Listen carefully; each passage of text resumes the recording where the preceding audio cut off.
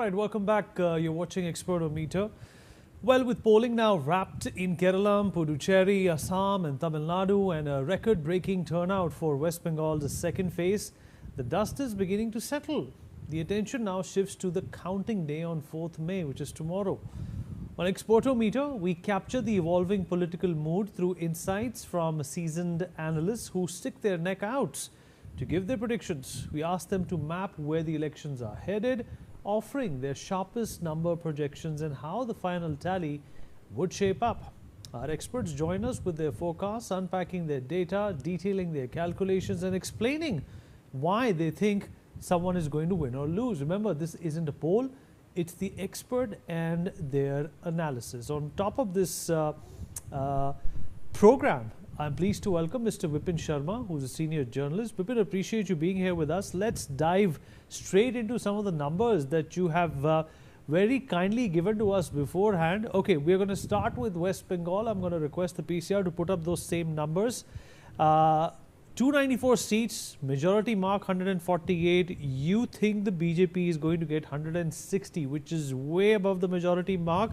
And it is also more than double, Bipin, of what they got in the last assembly elections in 2021. I think it was 77, but never say never. Is that the attitude that the BJP has gone in when it comes to the West Bengal elections? Yeah, so good evening, Vineet. And, at the outset, let me compliment NewsX for hosting this show. And, let me point out something very, very fascinating, interesting. I was here on NewsX about a month ago, and I shared my projections for the 4 states and the Union Territory of Puducherry. Today, here I am again, but with a revised number for only the state of West Bengal. So it's an ever-evolving situation, inherently very dynamic, and it's evolving every hour, every day. So, a month ago, my assessment suggested that the odds are heavily in favor of TMC. But today, I have a different projection. This is why, and of course, if you compare it with 2021, almost double the seats. But then in politics, anything can happen. It can go any party's way. And let us not forget that what was BJP's number in the year 1984. From 2 seats, they had this massive escalation, the elevation to 161 seats in the year 1996. So, you never know how it can, evolve, and then it all boils down to your strategy and how your cadre is all charged up, door-to-door canvassing, and then your very compelling manifestos. So that clinches the battle for you. Okay, but why do you think the BJP is going to get 160 seats was my original question, Bipin. Absolutely. So, you see, first of all, the bumper voter turnout. So, that is one factor which goes in BJP's favor.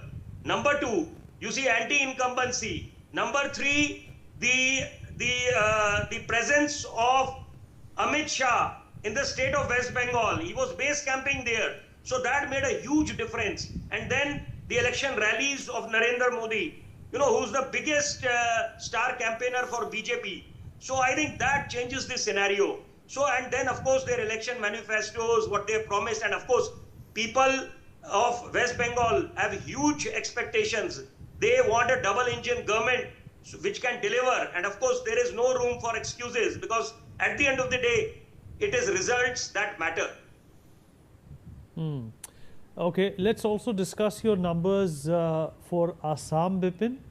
I believe for Assam also the results are pretty similar. The BJP is crossing the midway mark of 64 with 100 seats. But nevertheless, let's also talk about some of the areas that the BJP has been pulled up when it comes to their work in Assam. Of course, the infrastructure and the unemployment are a couple of reasons which have showed up in polls also, that the new government or the incumbent government, if they are re-elected, needs to work upon.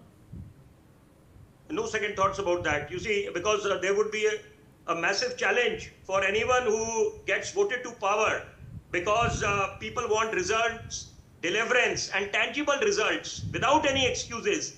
So I think infrastructure development is one very key area which needs to be looked into, and due diligence has to be there. And of course, the flood control.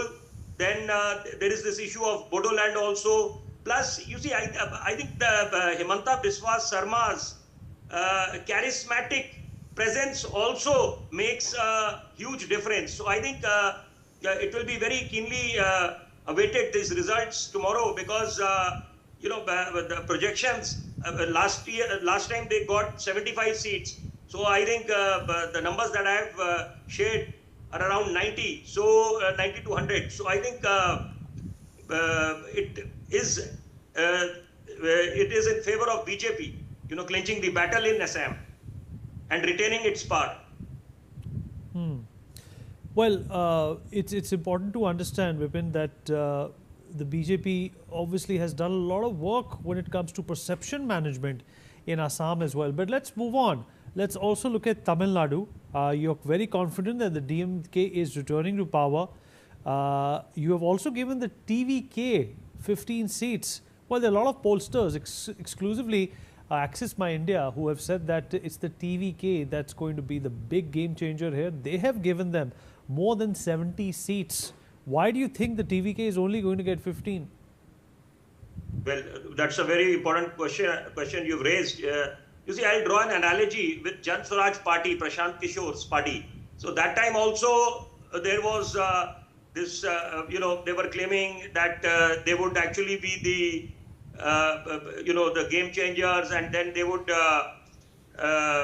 play the spoil sport, and they'll emerge as the kingmakers. But ultimately, when the results came, so a very disappointing show by Jan Swaraj Party. But then TVK is here to stay, and definitely their performance is going to be a splendid one. And and I can stick my neck out to say I will not go what the different exit poll agencies have indicated. So I will remain stuck to my numbers that I have shared. Okay, for TVK. Let's look at Kerala also for you. The LDF is out. The UDF comes back in. Why is that? Again, anti-incumbency and the election manifestos of UDF seems to have struck a chord with the people, with the people of Kerala. So I think they also want a change. So one thing is certain, that LDF is not going to score a hat-trick, and UDF is staging a comeback. And of course, because the election rallies also made a huge difference.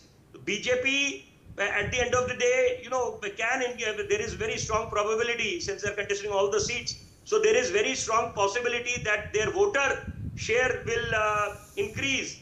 But again, it's a contest between UDF and LDF, and the UDF stands poised to clinch it. All right, Bipin, appreciate you joining us.